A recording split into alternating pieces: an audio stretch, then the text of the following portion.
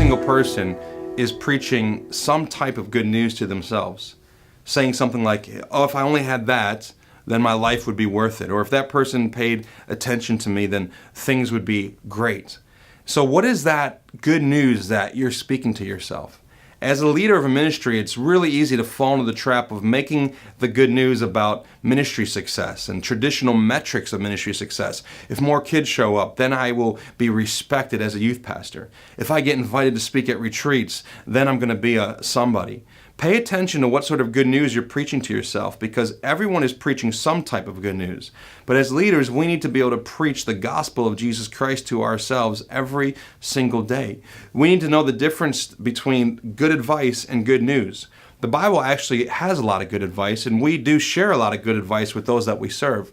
But the gospel is not good advice, because good advice is about what you need to do, what you should do. The gospel is good news, what's been done for you. Now, you need to be able to preach the gospel to yourself on the best days of your lives. Otherwise, you're going to fall in love with your circumstances. You're going to set your deepest hopes in your ability to have better days and even those days. You also have to be able to preach the gospel to yourself on the worst days of your lives, so it will steady your heart.